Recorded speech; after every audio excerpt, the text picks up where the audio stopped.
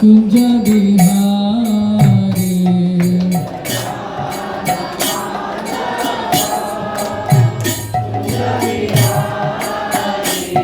जय राधा माधव कुंज बिहारी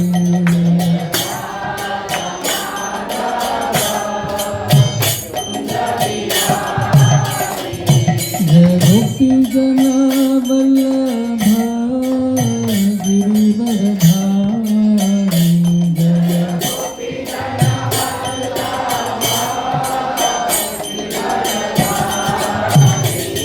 जय गोपी जना वल्लभ गिरिवरधारी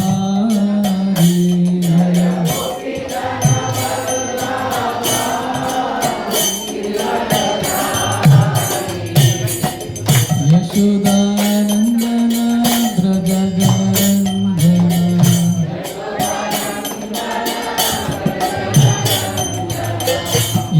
यशोदानंदन ब्रज जनरंजन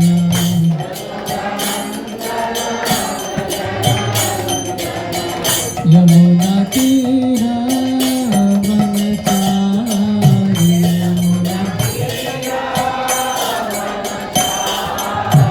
यमुना तीरा वनचारी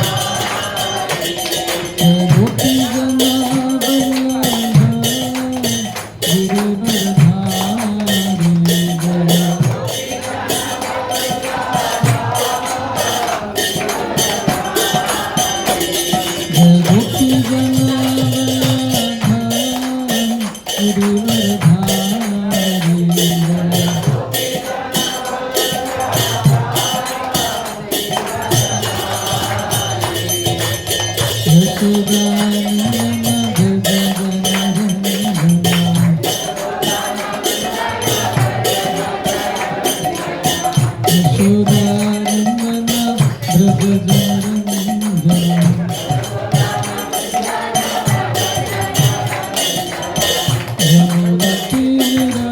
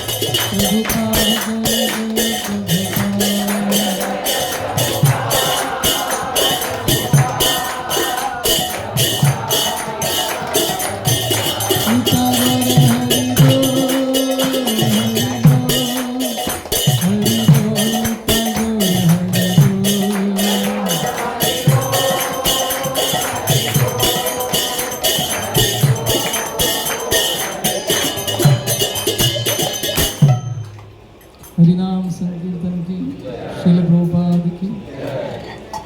ओम अज्ञानतिमिरन्धस्य ज्ञानाञ्जनशलाकः चक्षुरुन्मीलितं येन तस्मै श्रीगुरवे नमः। श्रीचैतन्यमनोभीष्टं स्थापितं येन भूतले स्वयं रूपा कदा मह्यं ददाति स्वपदान्तिकं। वन्देऽहं श्रीगुरो श्रीयुतापदकमलं श्रीगुरुं वैष्णवांश्च। श्रीरूपं साग्रजातं सहगणा रघुनाथान्वितं तं सजीवं साद्वैतं सावधूतं परिजनासहितं कृष्णचैतन्यदेवं श्रीराधाकृष्णपादान् सहगणा ललिता श्रीविशाखान्वितांश्च।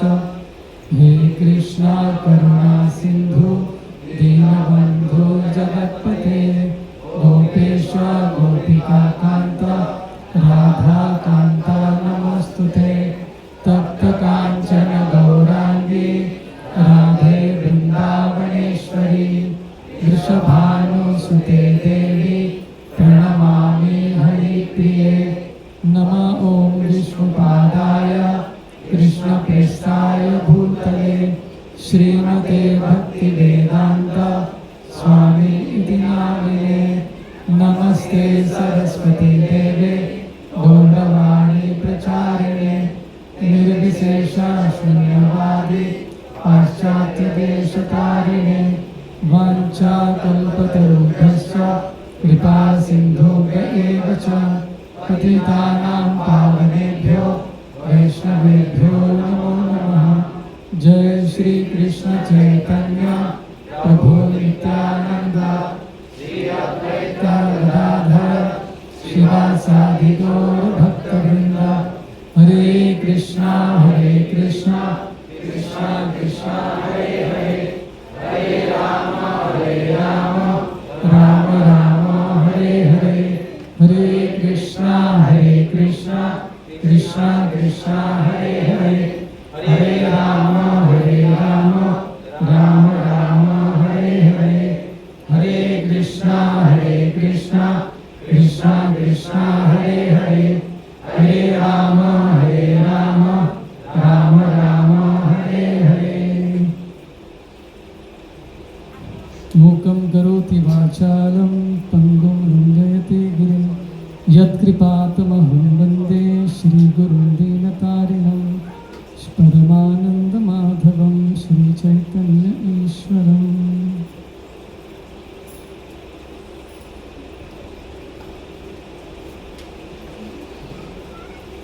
हरे कृष्ण। तो आप सभी का स्वागत है कामजोर मार्ग के सत्संग साप्ताहिक सत्संग प्रोग्राम में।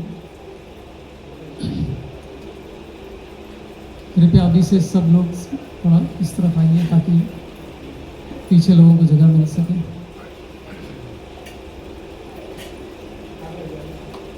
आज हमारे पुराने मित्र पीछे बैठे दिख रहे हैं, आनंद तीर्थ प्रभु, उनका स्वागत है।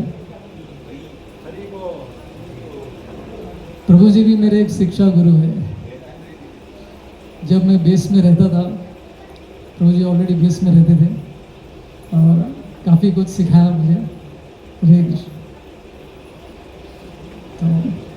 तो हम भगवत गीता से जो हमारी चर्चा चल रही थी उसको कंटिन्यू करते हैं। गीता का दूसरा अध्याय हमने स्टार्ट किया था। 25 श्लोक कंप्लीट किए हमने। 26वां श्लोक आज करेंगे, 26वां और 27वां श्लोक। अथ चैनम नित्यजातं नित्यं वा मन्यसेवितं तथापि त्वं महाबाहो नैनं शोचितुम् अर्हसि। तो 25वां श्लोक तक कृष्ण बता रहे थे कि हम शरीर नहीं, हम आत्मा है। तो इस सिद्धांत के आधार पर कृष्ण बता रहे थे कि कैसे तुमको शोक मनाने की आवश्यकता नहीं है, क्योंकि शरीर तो नाश होने वाला है, आत्मा का तो कोई नाश नहीं होता, आत्मा तो नाश नहीं होता है। तो चिंता करने की आवश्यकता नहीं है, शोक मनाने की आवश्यकता नहीं है। ये अब तक कृष्ण बता रहे थे 25वें श्लोक तक। साइंस ऑफ सोल, आत्मा का विज्ञान के बारे में हमको बता रहे थे। तो यहाँ पे 26वां श्लोक बहुत ही इंटरेस्टिंग है। यहाँ पे कृष्ण थोड़ा साउंड बढ़ा सकते हैं क्या? हरे कृष्ण हरे कृष्ण कृष्णा कृष्णा हरे हरे हरे राम। ठीक है। तो इस श्लोक में कृष्ण कुछ अलग चीज बता रहे हैं। वो कह रहे कि ठीक है, अगर आपको ऐसा लगता है कि आत्मा करके कोई है ही नहीं, फिर भी आपको शोक मनाने की आवश्यकता नहीं है। ऐसा ये कृष्ण 26वें श्लोक में कह रहे हैं। मतलब आत्मा और शरीर सब दोनों एक ही है। इस तरह का सिद्धांत यहाँ पर कृष्ण बता रहे हैं, जो कि गलत सिद्धांत है। तो कभी कभी हम किसी से बात करते हैं तो बोलते हैं ना, ठीक है अगर आपको ऐसा लगता है, फिर भी टेंशन लेने की जरूरत नहीं, इस तरह का स्टेटमेंट। तो यही यहाँ पर कृष्ण कह रहे हैं कि ठीक है अगर आपको लगता है। एक्चुअली अर्जुन को कभी ऐसा नहीं लगता, अर्जुन को सब पता है कि हम शरीर नहीं आत्मा है। लेकिन अर्जुन के माध्यम से उन सभी लोग जो सोचते हैं कि हम शरीर आत्मा एक ही है, ये ज्ञान जिसको पता नहीं है उनके लिए सब कुछ एक ही है, बुद्धिज्म जो है। तो कृष्ण के समय में भी इस तरह की धारणा थी, इस तरह का सिद्धांत जो प्रचलित था कि शरीर और आत्मा में कोई भेद नहीं है, दोनों एक ही है। तो ऐसे लोगों को कृष्ण यहाँ पे एड्रेस कर रहे हैं और कह रहे हैं कि ठीक है आपको लगता है कि हम ये शरीर ही सब कुछ है, फिर भी शोक मनाने की आवश्यकता नहीं है। क्यों? क्योंकि शरीर तो किससे बना हुआ है?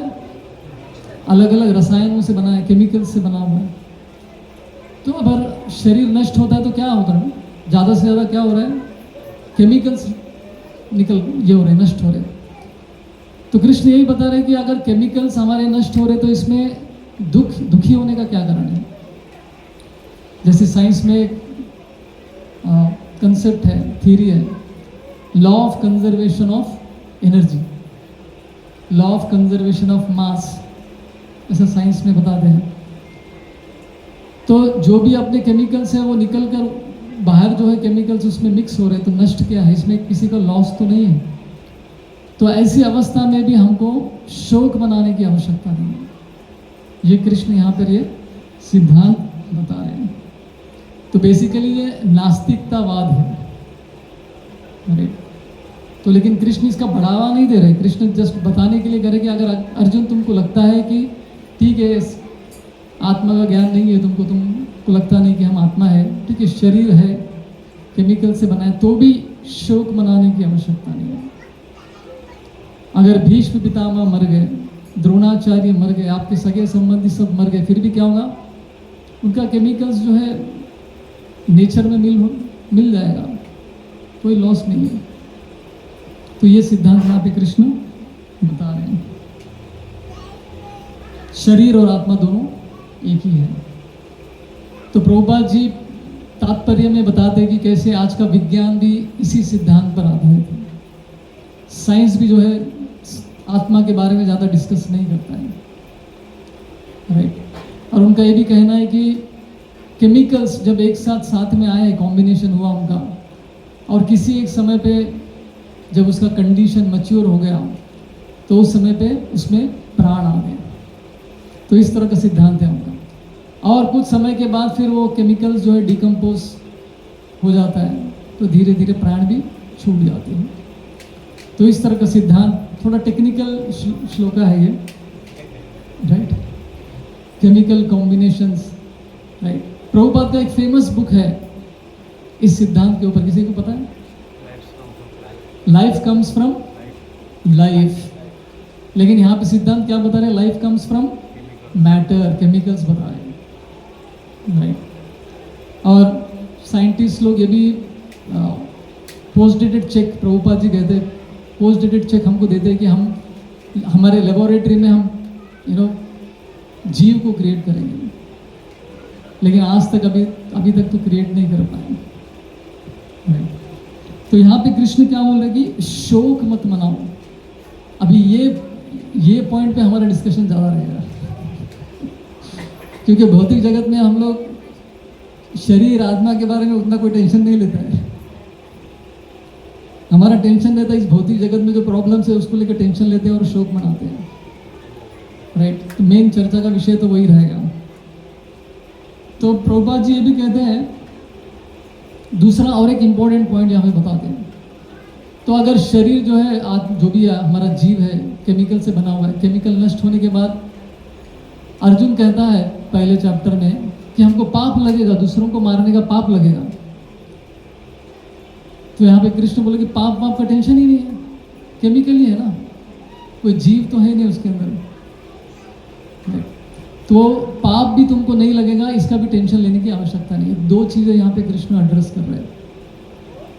और साथ ही साथ कृष्ण अर्जुन को बीच बीच में थोड़ा क्या बोलते हैं उसको, उनकी अवहेलना भी करते हैं, महाबाहो करके यहाँ पे बुलाते हैं। हमारे एक डिवोटी का नाम भी महाबाहु है, माता जी बैठी है यहाँ पर। तो महाबाहु कृष्ण का, ये अर्जुन को बुला रहे कृष्ण, हे अर्जुन, अगर तुम सच में महाबाहु हो तो तुमको ये समझ लेना चाहिए कि जब मैं जो बोल रहा हूँ वो गलत है, और ऐसी धारणा तुम कभी एक्सेप्ट नहीं कर रहे हो। तुम जानते हो कि हम शरीर नहीं आत्मा है, लेकिन अर्जुन के माध्यम से कृष्ण पूरे जगत को बताना चाहेंगे। इन केस आपको ऐसा लगता है कि आत्मा है ही नहीं, तो भी शोक मनाने की आवश्यकता नहीं है, राइट। तो अर्जुन ऐसे व्यक्ति थे, वो एकदम हाईली इंटेलिजेंट और एजुकेटेड थे, राइट। लेकिन कृष्ण गीता के माध्यम से हम सबको ये ज्ञान देना चाह रहे हैं। तो इस तरह के सिद्धांत का दुष्परिणाम क्या हो सकता है? आपके लिए प्रश्न, अगर ऐसा सिद्धांत प्रचलित है, शरीर आत्मा कुछ नहीं है, आत्मा शरीर सब एक ही है, तो ऐसे सिद्धांत से की वजह से क्या दुष्परिणाम हो सकता है समाज में? इस जन्म में सब कुछ जो करना है इसी जन्म में कर लो। हाँ, तो पुनर्जन्म का सिद्धांत भी चला गया। There is no life after death, मरने के बाद हमारा पूरा फिर से जन्म नहीं होगा। तो इस तरह का जो है सिद्धांत प्रचलित होगा, और इसकी वजह से क्या होगा, लोग पाप कार्य करने से भी नहीं डरते, क्योंकि अगला जन्म तो है ही नहीं। लोग धर्म के कार्य क्यों करते हैं? क्योंकि उनको डर होता है कि इस जन्म में अगर मैंने अच्छे कार्य नहीं किए तो अगले जन्म में मुझे सजा मिलेगी, पाप लगेगा, पाप का परिणाम जो है उसकी उनको भुगतना पड़ेगा। तो ये डर है।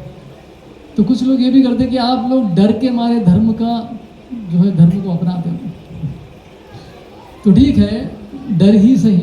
अभी ऐसे लोग हैं इस भौतिक जगत में जो डर के मारे ही सही धर्म का पालन तो करते हैं कम से कम। जैसे भक्त कहते हैं 4 प्रकार के लोग भक्ति में आते हैं। सबसे पहले सबसे निम्न लेवल के कौन है? जो भय के कारण भगवान के यहाँ पे जाते हैं, डर जाते हैं कि अरे भाई ऊपर वाला कुछ गड़बड़ ना कर दे मेरे जीवन में, चलो उसको भी खुश रखते हैं। तो ऐसा करके भगवान के दर पे जाते हैं, उसको भी खुश करते, थोड़ा फूल चढ़ाते, थोड़ा नारियल फोड़ के आ जाते हैं, राइट। और पेटी में थोड़ा पैसा भी डाल देंगे, खुश रहे भाई, तो मेरे को टेंशन मत देना। तो ये डर के मारे, भय के कारण सबसे लोएस्ट लेवल का ये है मोटिवेशन है।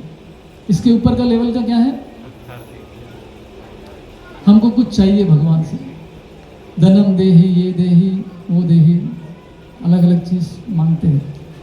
इतना बड़ा लिस्ट लेकर जाते हैं भगवान के सामने, और चढ़ाने का तो 10 रुपये रहता है लेकिन हमारा जो लिस्ट रहता है डिज़ायर्स का वो बहुत लंबा रहता है, ये चाहिए वो चाहिए, बिजनेस डील, बदले में हमको कुछ चाहिए। तो भगवान के पास जाते हैं, मुझे कुछ चाहिए करके। ये थोड़ा बेटर है, पहले से तो बेटर है। इससे भी ऊंचे लेवल का स्तर क्या है? कृतज्ञता के कारण, ड्यूटी। थैंक यू कृष्णा, आपने हमको इतना कुछ दिया है। आपने हमको हवा दिया है जिससे हम श्वास ले सकते हैं, आपने लाइट दिया है, आपने वर्षा दी जिससे हम लोग अन्न उगा सकते हैं। So as a matter of gratitude हम जो है भगवान के पास जाते हैं।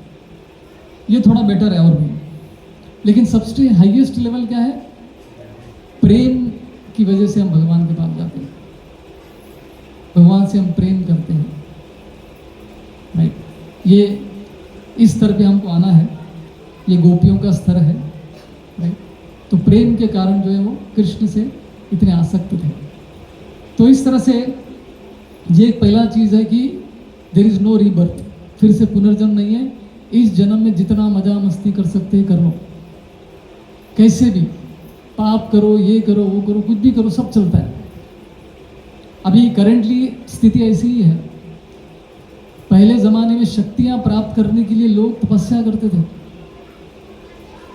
राइट। हिरण्यकशिपु, रावण, इनको भी अगर शक्तियां प्राप्त करनी थी तो तपस्या करते थे वो। सो धर्म के कार्य करके अर्थ पैसा कमाते थे, राइट, या शक्तियां प्राप्त करते थे। लेकिन आज के ज़माने में लोग भगवान को निकाल दिए। मैं मेहनत कर रहा हूँ तो मुझे सब कुछ मिल रहा है, राइट। तो भगवान जो है हमारे जीवन से निकल गए हैं, और लोग जो है अनरेस्ट्रिक्टेड इंद्र तृप्ति में लग जाते हैं। मतलब कोई रेस्ट्रिक्शन ही नहीं है। जंगल में कोई कानून होता है क्या? जानवरों के बीच में कुछ कानून नहीं होता है। कोई भी किसी को मार सकता है, कोई भी किसी के साथ एंजॉय कर सकता है। ये जंगल का कानून है। तो ये सिद्धांत से क्या होगा? मनुष्य समाज में भी जंगल का ही कानून हो जाएगा फिर, क्योंकि भगवान का डर तो है ही नहीं, अगला जन्म भी नहीं है बोल रहे, तो एंजॉय करो, मजा मस्ती करो, नहीं। तो यहाँ पे कृष्ण कौन से शब्द पे जोर दे रहे हैं? शोक मत मनाओ अर्जुन, नष्ट हो रहा है शरीर तो नष्ट होने दो, केमिकल्स ही है, मैटर में मिल जाएगा, जड़ वस्तु से मिल जाएगा, राइट। तो जैसे मैं शोक के बारे में बोला था, तो 3 चीज़ें हम अपने जीवन में देख सकते हैं। 3 काल, भूतकाल, वर्तमान काल और भविष्य काल। और तीनों स्थिति में हम लोग परेशान हैं। पास्ट को लेके हम लोग हमेशा लैमेंट करते हैं, शोक मनाते हैं, मेरे साथ ऐसा क्यों हुआ, आखिर मैंने ऐसा क्या पाप किया जिसकी वजह से मेरे जीवन में इतने प्रॉब्लम्स आए। शोक मनाते हैं, और इस शोक का अंत होता ही नहीं है। जैसे कोई हमारे निकट के संबंधी कोई गुजर जाते हैं तो हम कितने दिन शोक मनाते हैं? 11 दिन, 12 दिन, 13 दिन, जो भी है, 13वीं 11वीं करते हैं हम लोग, शोक मनाते हैं। मेरा पर्सनल एक्सपीरियंस है, मेरी मौसी, मेरे मदर की सिस्टर, कम उम्र में उनका देहांत हो गया था। 45 इयर्स की एज में उनका देहांत हो गया था। तो जब उनका देहांत हो गया, शरीर जलाने का समय, उस समय पे इतना रो रहे थे सभी, इतना रो रहे थे, छाती पीट पीट के। तो कभी देख के डर भी लगता है कि भाई इतना भयंकर तो रोता है क्या। फिर बाद में मैंने देखा 3 दिन में ही, मृत्यु के 3 दिन के बाद ही सब अपने अपने घर में जो भी थे सगे संबंधी, टीवी लगा के एकदम मजे से टीवी सीरियल देख रहे थे। मतलब वो 11 दिन का शोक भी नहीं है आज के ज़माने में। अभी तो मोबाइल तो हाथ में है, एक ज़माने में वो टीवी था केवल, स्मार्टफोन भी नहीं था, तो शोक मनाने का समय भी कम हो गया अभी। स्मशान वैराग्य जो बोलते हैं ना, तो शोक तो चला ही गया अभी, लेकिन शोक दूसरी चीज़ में परिवर्तित हो गया। अभी किस चीज़ का हम लोग शोक मनाते हैं? मेरे साथ ऐसा क्यों हुआ है, अच्छे आदमी के साथ बुरा क्यों हुआ। इसका मतलब क्या है? सब लोग अपने आप को अच्छा समझते हैं। ये सबसे बड़ा भ्रम है, राइट। भक्ति में आने के बाद हमको पता चलता है कि हम दूध का दूध पानी का पानी हो जाता है। जब जब चालू करते हैं हम लोग तो समझ में आता है कि हृदय में कितना गंदगी है, कितना काम है, क्रोध है, लोभ है, मोह मद मत्सर्य भर भर के है। भक्ति में आने से पहले हम सबको लगता था कि मैं तो अच्छा हूँ, किसी का मैंने बुरा कभी चाहा ही नहीं, I am a good person. लेकिन जब चालू करने के बाद, भक्ति में आने के बाद लगता है कि नहीं भाई, मैं तो सच में अच्छा तो नहीं हूँ मैं। तो शोक मनाते हैं, पास्ट को लेकर, भूतकाल को लेकर शोक मनाते हैं, और भविष्य को लेकर चिंतित रहते हैं, एंजाइटी में रहते, टेंशन में, मेरा आगे क्या होगा, क्या मेरी नौकरी रहेगी क्या, राइट। तो इस तरह के भय, फ्यूचर को लेकर जो है भयभीत रहते हैं, अनसर्टेनिटी, फ्यूचर में क्या होगा क्या नहीं, उसको लेकर हम लोग चिंतित रहते हैं। और ये दोनों की वजह से क्या होता है, हम लोग वर्तमान में जीते ही नहीं है, प्रेजेंट में जीते ही नहीं। जब करते वक्त ध्यान उधर उधर जाता है, या तो शोक मनाते या फिर फ्यूचर का प्लानिंग करते, कल ये करना है, कल वो करना है, तो वर्तमान में कोई नहीं रहता। तो आप सबके लिए एक प्रश्न है, क्या शोक अच्छा है कि बुरा है? शोक मनाना क्या अच्छा है कि बुरा है? कठिन क्वेश्चन पूछ लिया। कौन है वो? थोड़ा हाथ ऊपर करके बोल सकते हैं।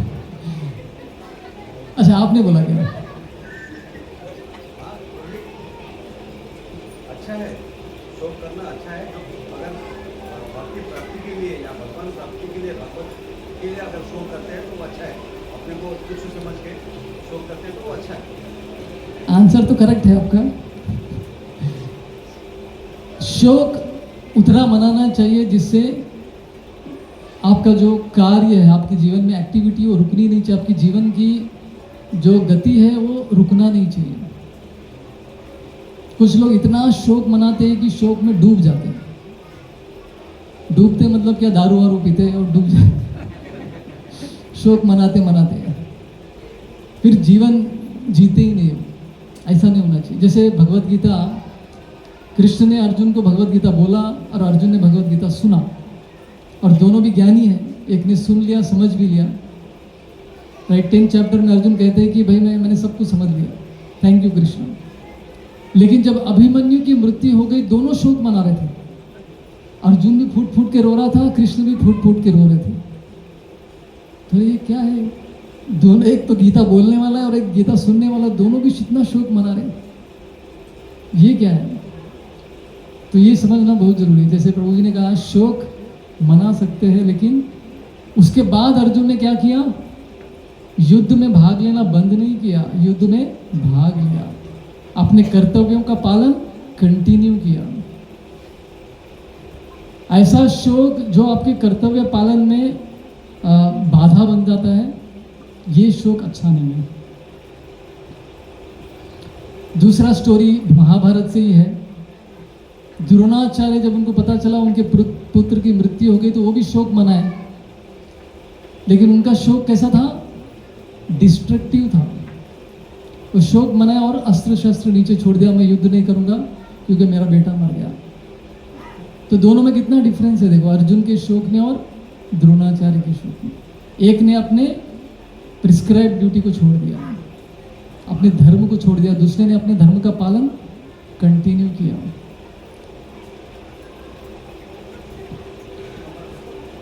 श्रीमद् भागवतम के 11 स्कंद में शोक के सब्जेक्ट के ऊपर बहुत अच्छे से बताया है। एक अवधूत ब्राह्मण की स्टोरी आती है श्रीमद् भागवतम के 11 स्कंद में, जिनके 24 गुरु थे। वो भौतिक जगत में जो भी कुछ देखते थे वो उनको अपना गुरु बना लेते थे और उससे कुछ अपने जीवन में सीखते थे। तो अवधूत ब्राह्मण के जो 24 गुरु थे उसमें से एक गुरु कौन थे?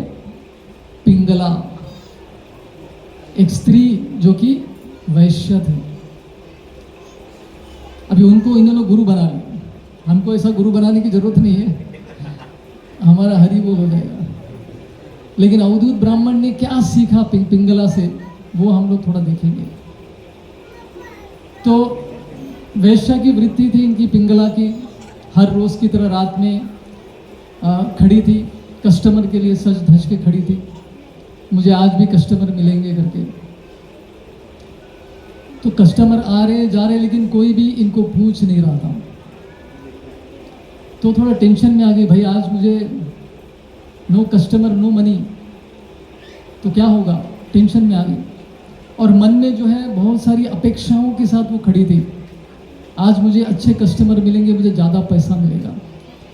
हो सकता है कि आज मुझे ऐसे अच्छा वाला कोई कस्टमर मिले जो एक्स्ट्रा पैसा भी दे दे, जनरस। तो इस तरह की अपेक्षाओं के साथ वो खड़ी थी, लेकिन लोग आ रहे उसके सामने से गुजर रहे, एक ने भी पिंगला को नहीं पूछा। तो थोड़ा दुखी हो गई, थोड़ा टेंशन में अब चली गई हो। आधी रात का समय होगा, एक भी कस्टमर उनको नहीं मिले। तो वो शोक मना रही थी कि अभी ये क्या हो रहा है मेरे साथ। तो अपने घर चली गई, वहाँ पे कुछ समय के लिए बैठी और चिंता करने लगी कि व्हाट इज़ हैपनिंग, ये क्या हो रहा है मेरे साथ, आज कोई नहीं मिल रहा है, तो मैं पैसे कैसे कमाऊंगी। राइट। तो फिर अचानक से उठ जाती है, उठ के फिर से आ जाती है ट्राई करने के लिए, शायद अभी कोई मिल जाए। तो फिर से दूसरी बार आती है ट्राई करने के लिए, लेकिन उसको कोई भी उस रात को कस्टमर नहीं मिलते। तो इतना डीप शोक मनाती है, और उस शोक से क्या उत्पन्न होता है? वैराग्य उत्पन्न होता है। शोक से वैराग्य उत्पन्न होना चाहिए, तो ऐसा शोक अच्छा है। राइट। तो वो उसके मन में वैराग्य की भावना आती है, मैं ऐसे लोगों के पीछे लगी हूं जो कभी मुझे सुख नहीं दे सकते। अरे अभी इस भौतिक जगत में सब लोग सुख के पीछे लगे हुए हैं। स्त्री पुरुष के संबंधित जो सुख है वो हाईएस्ट है इस भौतिक जगत में। अगर ऐसा है तो वैश्या सबसे ज़्यादा सुखी होना चाहिए, लेकिन वो सबसे ज़्यादा दुखी थी यहाँ पे। तो ये एक इम्पोर्टेंट पॉइंट है। तो जीवन में कभी हमको जब प्रॉब्लम्स होती है तो लाइफ में इंट्रोस्पेक्शन करना चाहिए। हिंदी में क्या बोलते हैं इंट्रोस्पेक्शन को?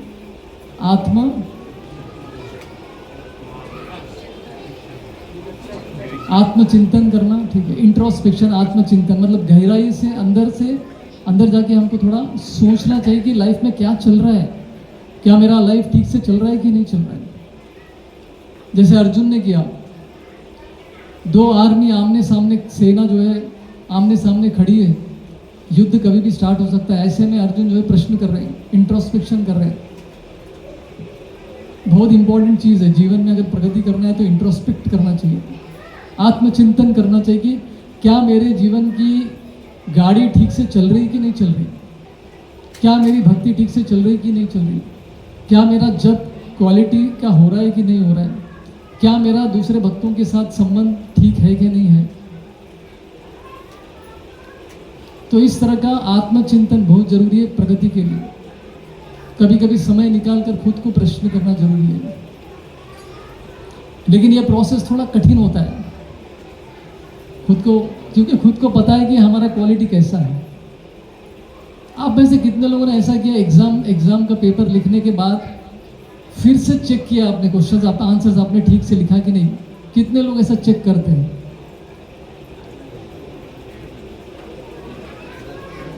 बहुत कम लोग चेक करते हैं, क्योंकि एक तो डर लगता है कि भाई कहीं गलत लिख दिया होगा तो फिर से उसको मैं अटेम्प्ट नहीं कर सकता, छोड़ दो, अभी जो हो गया हो गया। तो इंट्रोस्पेक्शन करने से, आत्मचिंतन करने से हमको डर लगता है, क्योंकि हमको पता है अंदर कचरा ही है, और कचरा को देख के जो है डर लगता है। तो लेकिन यहाँ पे पिंगला क्या कर रही थी? इंट्रोस्पेक्शन कर रही थी, आत्मचिंतन कर रही थी।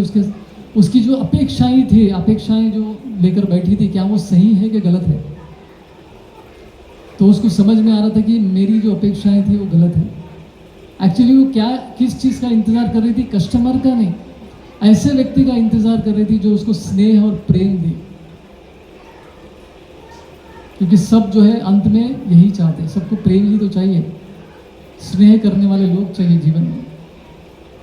तो वो विचार करती है कि ऐसा व्यक्ति तो इस जगत में मेरे को मिलने वाला है ही नहीं, बेकार में मैं शोक मना रही हूँ और चिंता कर रही हूँ। ऐसा ये वैराग्य की भावना उसके अंदर आया और ये ज्ञान जो है उत्पन्न हुआ उसके हृदय में, ज्ञान का दीपक जल गया। तो शोक से वैराग्य की भावना और ज्ञान ये दोनों उत्पन्न हो गया। तो इस तरह का शोक अच्छा है। फिर ये भी विचार करती है कि अगर मुझे देवी देवतागण भी मिल गए तो उनके साथ भी मैं एंजॉय करूंगी तो भी मैं खुश नहीं रह सकती। अभी आज के ज़माने में आप देखेंगे डाइवर्स केसेस बहुत हो गया, इंडिया में भी काफ़ी चल रहा है। वेस्टर्न कंट्रीज में पहले बहुत था डाइवर्स, 70% 80% डाइवर्स होता था, अभी 0% हो गया अमेरिका में। जानते हैं कि नहीं? क्यों? क्योंकि शादी नहीं कर रहे। शादी नहीं करेंगे तो डाइवर्स का चांस ही नहीं है। रीलिविंग का कंसेप्ट जो आ गया उसके बाद डाइवर्स केसेस कम हो गया अमेरिका में, इंडिया में बढ़ गए। क्योंकि इसके साथ मेरे को नहीं जम रहा है, ये मेरे को सुख नहीं दे पा रहा है, वो मेरे को सुख नहीं दे पा रहा है, मेरी अपेक्षा इतनी है कि वो फुलफिल नहीं हो रहा है, तो पार्टनर बदलो। लेकिन कोई गारंटी है? बॉलीवुड अगर आप देखेंगे उसमें तो कितने ऐसे स्टोरीज है, नाखुश मूवीज में ऐसा दिखाते जैसे कि वो बहुत खुश है, लेकिन रियल लाइफ में कोई सुखी नहीं है, परेशान है। मनुष्य जन्म का एक उद्देश्य है। तो टॉलरेंस लेवल इतना कम हो गया कि लोग सेपरेट हो जाते हैं, डाइवर्स हो जाते हैं। और कहीं कहीं पर इतना टॉलरेंस है कि लोग एक दूसरे को केवल सहन करते हैं। ये केसेस भी बहुत है इंडिया में, बस साथ में रहते हैं, समाज के लिए रहते हैं बस। लेकिन प्रेम ये संभव ही नहीं है। केवल हमारी अपेक्षाओं को पूरा करने वाला व्यक्ति केवल एक ही है, वो है कृष्ण। ये ज्ञान जो है पिंगला के हृदय में प्रकट हो गया, ये डीप वैराग्य की भावना से, इंट्रोस्पेक्शन की वजह से। केवल कृष्ण ही है जो मुझे परम सुख प्रदान कर सकते हैं।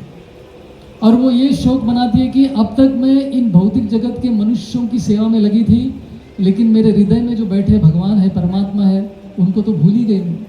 सबसे निकट में वो बैठे हैं, लेकिन उनको मैंने भाव नहीं दिया। तो इस तरह की बातें उसके मन में आ रही थी पिंगला की। और ये वैराग्य की भावना की वजह से उसके मन में एक अजीब सा अद्भुत सुख का अनुभव हुआ, उनको हैप्पीनेस का अनुभव हुआ। एक्चुअली कभी कभी आदमी बहुत प्रॉब्लम में आता है ना, अगर वो इंट्रोस्पेक्ट करेगा बैठ के, कृष्ण ही सब कुछ है, बाकी जगत में मेरे को कोई कुछ ये नहीं कर पाएगा, ये फीलिंग जो है ना सुख प्रदान करता है। कितने लोगों को ऐसा अनुभव है? क्या बात है, यहाँ पे कुछ माता है। एक्चुअली ये होता है ऐसा, या तो आपको प्रॉब्लम नहीं हुआ लाइफ में, या फिर आपने इंट्रोस्पेक्ट नहीं किया, दोनों में से कुछ हो सकता है। एक्चुअली वो फीलिंग बहुत ही अद्भुत फीलिंग होता है। बस वही है, ऐसा एक स्ट्रॉन्ग फीलिंग आता है। वही फीलिंग जो है पिंगला के हृदय में आया। एंड वो इतनी खुश हो गई कि भले ही मुझे इस जगत से कुछ मिले या ना मिले, मेरे साथ मेरे भगवान है। तो ये फीलिंग जो है उसको इतना अच्छा लगा, उसका शोक पूरा चला गया। तो ये बहुत ही सुंदर ये स्टोरी है पिंगला का। आप लोग भागवतम के 11वां स्कंद में चाहे तो आप अच्छे से डिटेल में पढ़ सकते हैं इसको, काफ़ी अच्छा लगेगा। तो इसलिए लाइफ में हमारे जो भी होता है उसका एक पॉजिटिव साइड भी होता है। उस पर फोकस करेंगे तो हम ग्रो करेंगे। हम लोग हमेशा नेगेटिव साइड को पकड़ के बैठते हैं और ग्रो होने की बजाय जो है दुखी हो जाते हैं, डिप्रेशन में चले जाते हैं। तो ऐसे शोक वाले स्टोरीज बहुत है शास्त्र में, कैसे शोक से लोगों ने वैराग्य उत्पन्न हुआ, फिर ज्ञान उत्पन्न हुआ और जो है भगवान के साथ कनेक्ट हो गया। तो इस तरह का शोक जो है अब हमारे जीवन में अच्छा है। तो ये 26वां श्लोक जिसमें कृष्ण बता रहे थे कि अगर हम आत्मा नहीं है, समझो शरीर है, केमिकल से बने हुए हैं, तो भी शोक मनाने की आवश्यकता नहीं। अर्जुन आप युद्ध करो, युद्ध करो मतलब अपने धर्म अपने कर्तव्य का पालन करो, ये बोल रहे हैं। लाइफ में प्रॉब्लम्स आएगा और जाएगा भी, लेकिन धर्म के कार्य को हमको कभी बंद नहीं करना है, भक्ति के कार्यों को बंद नहीं करना है, कंटिन्यू करना है लाइफ में। निकट के लोग चले जाएंगे। हमारे ब्रह्मचर्य आश्रम में कभी कभी हम किसी हमारे सीनियर ब्रह्मचारी से बहुत आसक्ति होती है, उनको देखकर हम भक्ति में आते हैं। कभी कभी क्या होता है कि हमारे सीनियर जिसको हम देखकर आते हैं वो खुद चला जाता है, आश्रम छोड़ के चले जाते हैं किसी कारण से, जो भी है।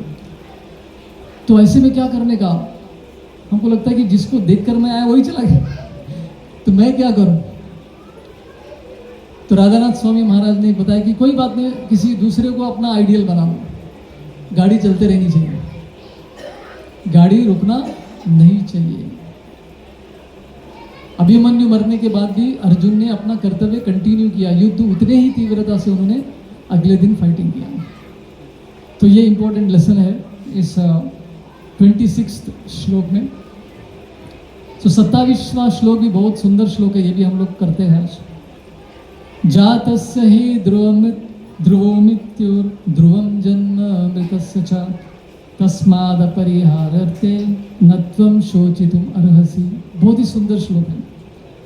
तो इसमें कृष्ण बता रहे हैं कि जो व्यक्ति जन्म लेता है उसको मृत्यु भी मिलने वाला है, और जिसकी मृत्यु होती है वो फिर से जन्म लेगा।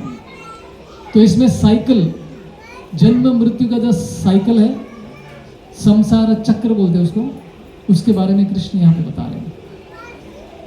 और अंत में क्या बोल रहे हैं, ये तो चलता रहेगा, आप टेंशन मत लो, फिर से शोक मत मनाओ अर्जुन, आप युद्ध के लिए सज्ज हो जाओ। तो ये उनका यहाँ पे बताना है। प्रभुपाद जी जैसे आप में से कितने लोग एग्जीबिशन में गए, एग्जीबिशन में वो सब गोल गोल घूमता है ना, फेरिस व्हील, उसको क्या बोलते हैं, जायंट व्हील। जायंट व्हील में प्रभुपाद जी उसका उदाहरण देते हैं, जन्म मृत्यु का चक्र भी ऐसा ही है, बोलते हैं पुनरपि जननम पुनरपि मरणम। तो बार बार जो है किसी माँ के गर्भ में हम लोग जन्म ले रहे, जी रहे, मृत्यु को प्राप्त कर रहे, फिर से किसी और माँ के गर्भ में जन्म ले रहे हैं। तो साइकिल ऑफ बर्थ डेथ चलता रहेगा, शोक मत मनाओ, अपने कर्तव्य का पालन करो। ये पॉइंट यहाँ पे कृष्ण बता रहे हैं। हमेशा की तरह प्रभुपाद जी अपने तात्पर्य में बताते हैं, इसका ये मतलब नहीं है कि हम किसी का भी मर्डर कर सकते हैं। ठीक है, ये मर गया तो फिर से पैदा हो जाएगा ना, तो मार दो। स्पेशली जानवरों को मार सकते हैं। मनुष्य ही एक ऐसा जीव है जो अपने ही जाति के लोगों को ज़्यादा मारता है, वार के माध्यम से। इतने लड़ाई झगड़ा है तो जंगल में भी शायद नहीं होता। किसी को मार दिया, उसका भूख मिट गया तो शांत बैठा रहेगा, किसी से झगड़ा नहीं करता। हम जो है कितने वॉर चल रहे हैं आज के ज़माने में, राइट।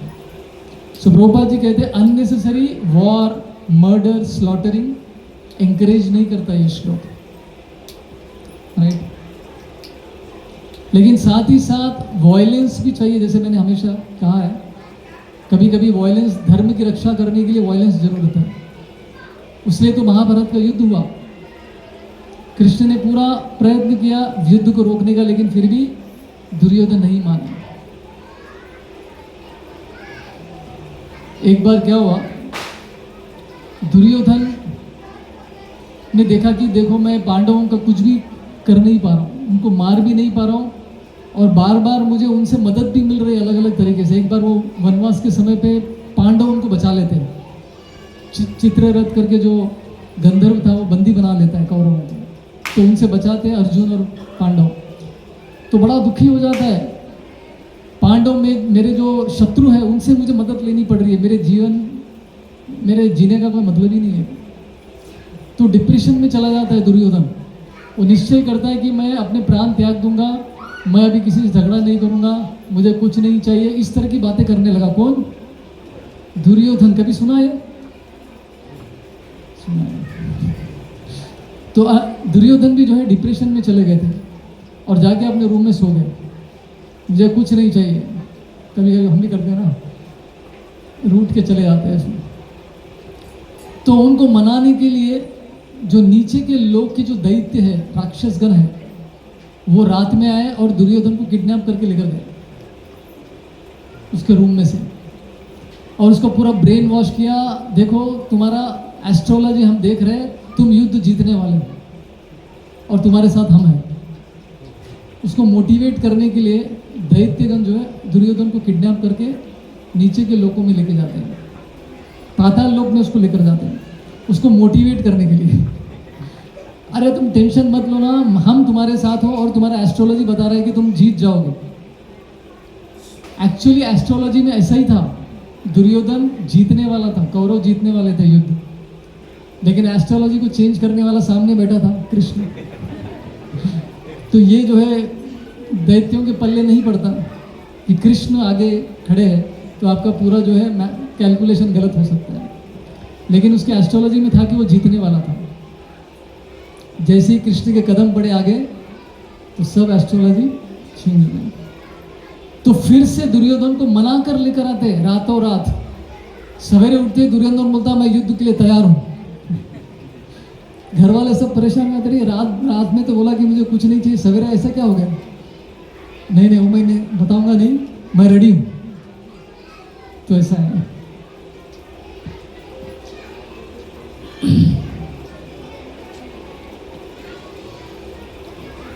तो धर्म के कार्य के लिए हमको वायलेंस हम लोग कर सकते हैं, युद्ध कर सकते हैं, लेकिन किसी सुपीरियर अथॉरिटी के गाइडेंस में करना है।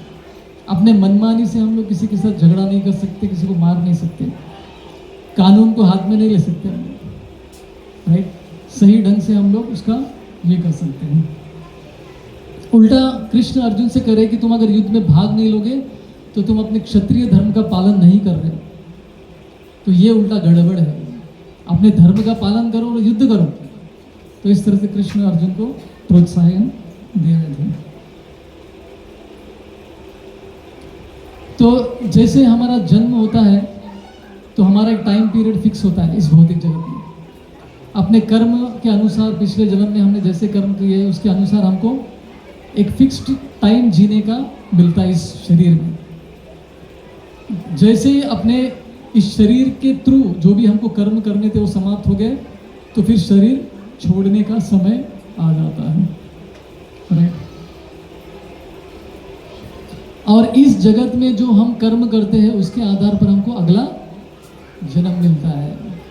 फिर उसके लिए सुख भोगने के लिए या फिर दुख झेलने के लिए हमको फिर से जन्म लेना पड़ता है। ये संसार चक्र है। अभी इसमें से हम लोग कुछ लेसन सीखेंगे ये श्लोक से, अपने जीवन के लिए कैसे ये रिलेट कर सकते हैं। लंबी आयु होना अच्छी बात है कि बुरी बात है? Is long life a good thing और ए बैड थिंग? कभी कभी हम लोग बोलते हैं ना, वो आदमी 85 इयर्स 90 इयर्स जिया, उसने क्या महान व्यक्ति था वो। ऐसा सुना है कि नहीं आप लोगों ने? कितने महान व्यक्ति। क्या केवल लंबी आयु होने से व्यक्ति महान बन जाता है? अरे उस जीवन में उसने क्या किया वो चीज उसको महान बनाती है। हो सकता है लंबी आयु जी के बाकी दुनिया वालों को परेशान किया होगा, राइट? तो ऐसी आयु किसी काम की नहीं है। कम आयु होनी चाहिए, नहीं होनी चाहिए करके ऐसा नहीं है।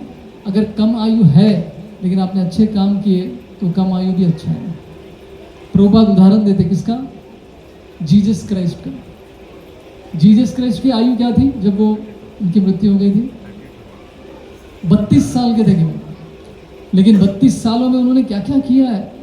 समाज के लिए, इतने सारे लोगों को धर्म के मार्ग पर लेकर आए। और शंकराचार्य का बताते हैं उनका आयु कितना था जब वो छोड़ के चले गए शरीर को, किसी को याद है? उनकी आयु भी कम थी, मेरे ख्याल से 40 से भी कम था। और चैतन्य महाप्रभु के बारे में बताते हैं उनकी आयु क्या थी? 48 ईयर्स, 48 साल के थे बस। लेकिन इनके जीवन में इन्होंने क्या किया? पूरे समाज का परिवर्तन कर दिया। तो ऐसा जीवन इंपॉर्टेंट है, राइट? तो इस जीवन में हमने कैसे अच्छे कार्य किए, दूसरों के लिए क्या किया हमने, ये निर्धारित करता है कि आपका जीवन सक्सेसफुल था कि नहीं था। तो ये एक इंपॉर्टेंट चीज है। तो हमारे जीवन का क्वालिटी हम कैसे बढ़ा सकते हैं? भक्ति मार्ग में आके, जो आप लोग ऑलरेडी आ चुके हैं। तो आप सबके जीवन का क्वालिटी है, तो आपके जीवन का मीनिंग है, वैल्यू है। चाहे जल्दी जाए या देर से जाए, कोई प्रॉब्लम नहीं। भगवान की भक्ति करनी है और लोगों की मदद करनी है, दूसरों को भी इसके मार्ग में, भक्ति के मार्ग में हमको लेकर आना है। तो ऐसा जीवन इंपॉर्टेंट है। चैतन्य महाप्रभु ने हम सभी भारतीयों को क्या उपदेश दिया है? भारत भूमि ते जन्म होले यार, जन्म सार्थक करी कर परोपकार। सो एवरी इंडियन का ड्यूटी क्या है, इस श्लोक में बताया। जो भी भारतीय है उसके लिए ऑलरेडी इंस्ट्रक्शन दे दिया। क्या है? अपने जन्म को सार्थक कीजिए भक्ति करके, और दूसरों को परोपकार कीजिए, उनको भक्ति के मार्ग में लेकर आए। आप में से कितने लोग रेगुलरली यहाँ सत्संग प्रोग्राम में अपने मित्रों को, दूसरों को बुलाते हैं? हाथ ऊपर कीजिए। अरे उठाइए, शर्माइए मत। 4 लोग और उठाएंगे तो बाकी लोगों को भी थोड़ी स्फूर्ति मिलेगी हाथ उठाने के लिए। इंडिया में ये प्रॉब्लम है। क्लासरूम में भी टीचर पूछती है एनी क्वेश्चंस, तो कोई हाथ नहीं उठाता है। कौन पहले उठाएगा देखते हैं, फिर बाद में धीरे धीरे हिम्मत करके हाथ उठाते हैं। तो दूसरों को भी इस मार्ग में लेके आने से उनका तो भला होता है, हमारा भी भला होता है, राइट? तो ये है क्वालिटी लाइफ। लंबी आयु होने से कोई मतलब नहीं। इस आयु, इस जीवन काल में हम क्या कर रहे हैं वो इंपॉर्टेंट है, राइट? मीनिंगफुल लाइफ हमको जीना चाहिए। मनुष्य जन्म ही है दूसरों के लिए। जानवरों के शरीर में सभी जानवर स्वार्थी होते हैं, वो अपने बारे में सोचते हैं बस। लेकिन मनुष्य जन्म ही निस्वार्थ जीवन के लिए है, दूसरों के लिए। It is a life of sacrifice, तपस्या, राइट? मनुष्य जन्म केवल तपस्या करने के लिए, दूसरों के उद्धार के लिए है। और दूसरा चीज है, यहां पे कोई व्यक्ति ऐसा है जो बोल सकता है कि हम मृत्यु को टाल सकते हैं? कोई नहीं है, राइट? यमराज के दूत आए तो हम अपना सब कुछ छोड़ के उनके साथ जाना ही पड़ेगा। उनको ये नहीं बोल सकते कि भाई थोड़ा रुको, मेरे को थोड़ा काम बाकी है, थोड़ा कंप्लीट करके आता हूँ। कुछ भी नहीं चलता है उनके सामने, राइट? तो मृत्यु को तो रोक नहीं सकते हैं, लेकिन मृत्यु के समय जो तकलीफ होती है वो हमारे कंट्रोल में है। तो मृत्यु के समय पे जो हमको तकलीफ होती है वो किसकी वजह से होती है? किसकी वजह से होती है? हाँ, आसक्तियों की वजह से होती है। इस शरीर के प्रति जो आसक्ति है, और इस शरीर के संबंधित जो लोग हैं उनके प्रति आसक्ति है, और इस शरीर द्वारा आपने जो भी अर्जित किया अपने जीवन काल में उसके प्रति आसक्ति। तो जितना स्ट्रांग आसक्ति इन चीज़ों के प्रति है, उतना ही तकलीफ मृत्यु के समय पे होता है, क्योंकि सब छोड़ के जाना है, सब छूट रहा है हमसे, राइट? तो जन्म मृत्यु के चक्र से तो कोई बच नहीं सकता है, लेकिन अपने तकलीफ को हम कम कर सकते हैं इन आसक्तियों को कम करके। अभी मैं एक बार कहीं पे साउथ में किसी के घर पे प्रोग्राम ले रहा था, तो वहाँ पे एक माता जी ने एक प्रश्न पूछा। विजयवाड़ा में किसी के घर में एक प्रोग्राम चल रहा था, तो तो माता जी ने पूछा कि प्रभु जी ये चिंता, ये आसक्तियाँ ये कब कम होगी? मैं देखती हूँ कि मेरी दादी जो है अभी भी टेंशन लेती है, पोतों के बारे में, पोतियों के बारे में टेंशन लेती है। उनका शादी कब होगा? अरे उनका शादी से आपको क्या इतना टेंशन हो रहा है? दादी और पोती की शादी के लिए परेशान। तो उनका ये प्रश्न था कि ये कब खत्म होगा? आपका क्या जवाब है, कब खत्म होगा? जब हम चाहेंगे तब होगा। हम इच्छा ही नहीं करते ऐसा कुछ।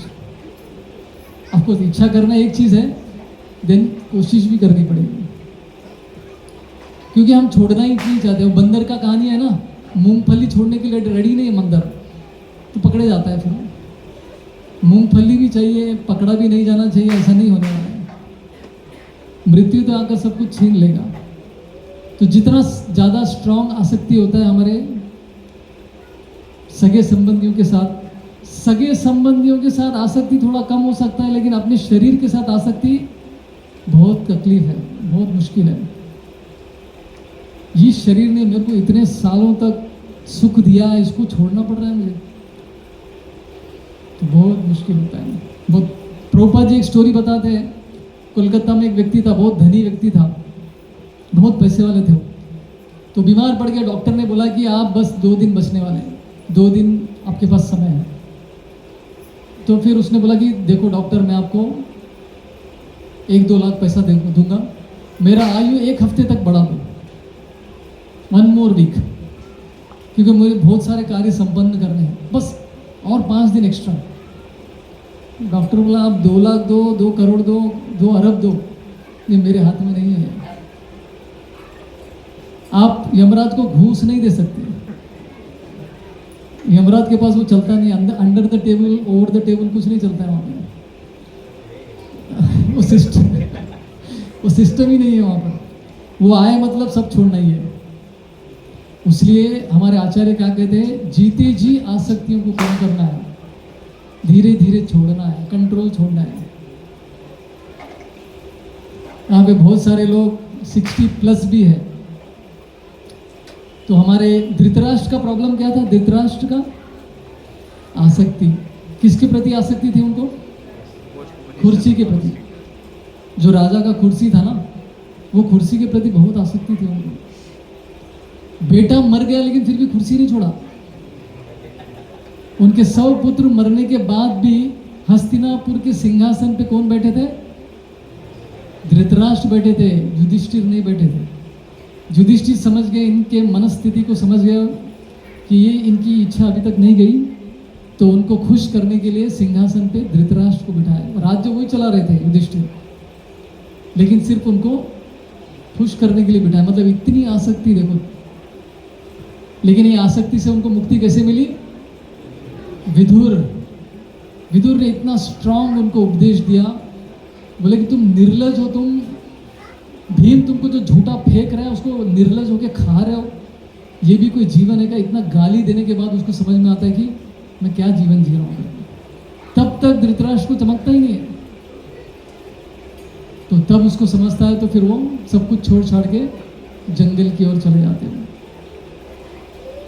तो इसलिए हमारे जीवन में ऐसे स्ट्रांग लोग भी होना चाहिए जो हमको बोल सके, प्रभु तुम क्या कर रहे हो अपने जीवन में?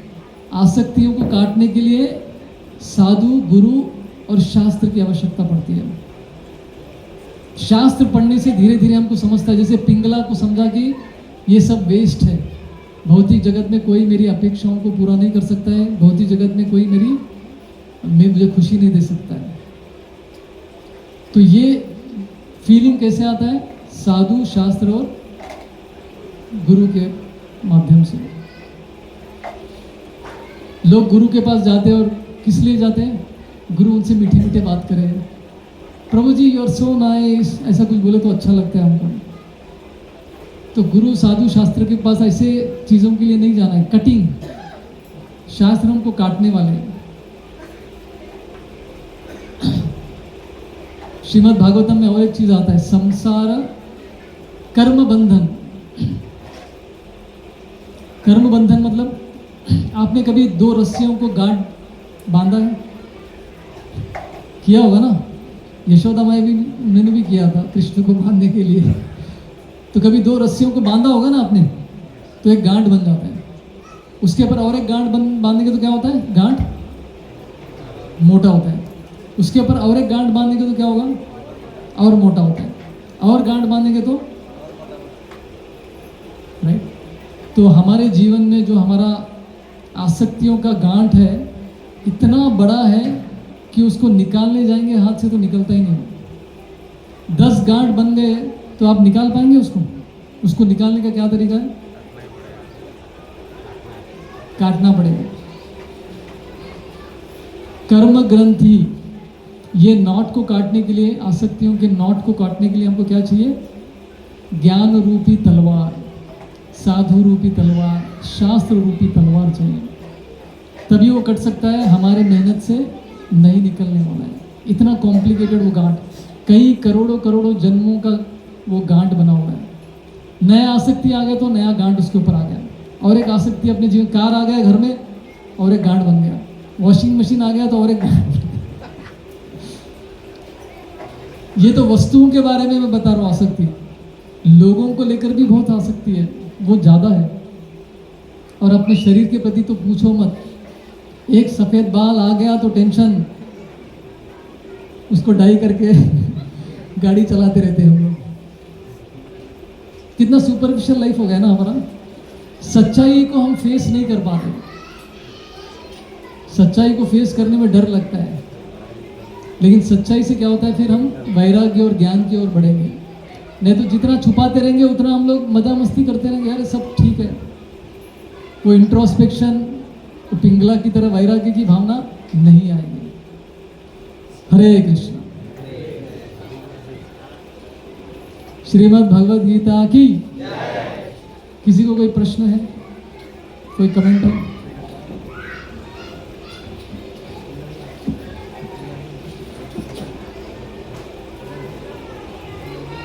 यस माता जी, एटलीस्ट एक क्वेश्चन पूछने वाले कोई तो है यहाँ पे। Yes please.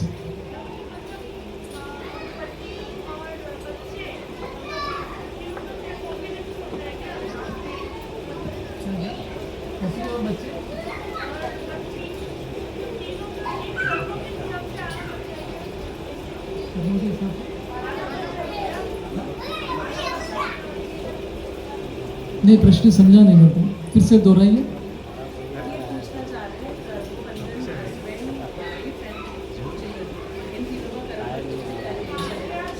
उनसे जितना आसक्ति करेंगे उतना बंधन है।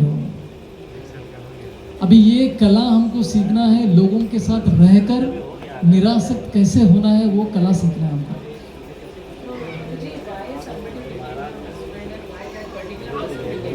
वो अपने पिछले कर्मों के आधार पर हमको अपने जीवन में जो पति के रूप में आए, बच्चों के रूप में, अपने पिछले जन्म के कर्मों के अनुसार उनका अपने घर में, अपने जीवन में उनका आगमन हुआ है। वो अपने ही कर्म के अनुसार हमको मिले हुए।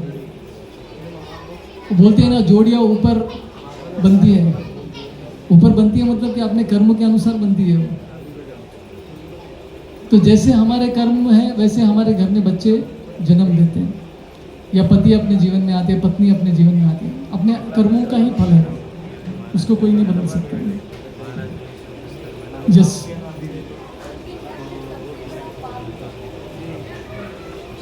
भगवत गीता के अनुसार सबसे बड़ा पाप क्या है? हमारी छोटी सी बच्ची ने प्रश्न किया, बहुत ही डिफिकल्ट क्वेश्चन पूछ लिया। उनके लिए जोरदार ताली होना चाहिए। अच्छा सुंदर प्रश्न पूछ रही है। तो सबसे बड़ा पाप जो शास्त्र में बताते वो है आत्महा। आत्महा मतलब क्या है? आत्मा को भगवान के मार्ग में, भक्ति में मार्ग में लगाने से रोकना। जैसे हम आत्महत्या बोलते हैं, आत्महत्या पाप क्यों कहा जाता है? क्योंकि अब आत्मा के प्रवास को आगे बढ़ने से रोक रहे हैं। तो भक्ति के मार्ग में नहीं जाना ही सबसे बड़ा गड़बड़ है, क्योंकि मनुष्य का जन्म मिला है और उसका ठीक से हम लोग फायदा नहीं उठा रहे। तो भगवान की भक्ति करना सबसे इम्पोर्टेंट कार्य है जो करना है। लोग उसको पोस्टपोन करते जा रहे हैं। अभी नहीं, अभी तो बुढ़ापे में देखेंगे बुढ़ापे तक तो भूल ही जाते हैं फिर। तो ये सबसे इम्पोर्टेंट कार्य जो व्यक्ति को कभी छोड़ना नहीं चाहिए। तो ये नहीं करना, ये सबसे बड़ा पाप कार्य होता है, राइट। धर्म का पालन नहीं करना। कृष्ण अर्जुन को यही बोले कि आप अपने धर्म का पालन करो, नहीं करोगे तो पाप की भागीदारी बनोगे। और सबसे बड़ा धर्म क्या है? सवै पुंसान परो धर्मो यतो भक्ति अधोक्षते अहेतु की अप्रतियता ययात्मा सुप्रसिद्ध। भगवान कृष्ण की भक्ति करना ही सबसे बड़ा परम धर्म है। ये नहीं करना ही पाप कार्य है, जो गीता में कृष्ण करेंगे। आप अपने धर्म का पालन नहीं करोगे तो इसका मतलब आप पाप कर रहे हो। Do your duty. तो मनुष्य जन्म का सबसे बड़ा उद्देश्य क्या है? भक्ति करके भगवत धाम प्राप्त करना, भगवान को प्राप्त करना। Hare Krishna. Thank you. One last question.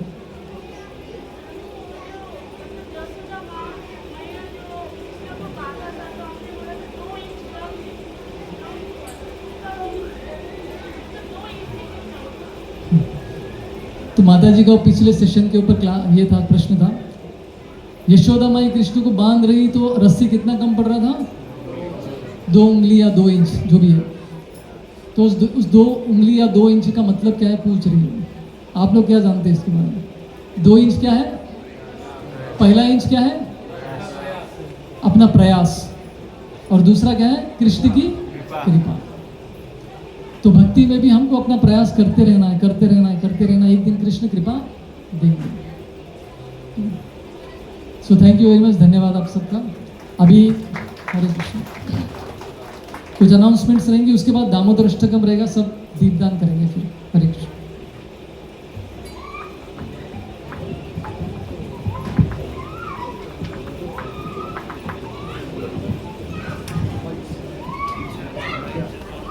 Hare Krishna.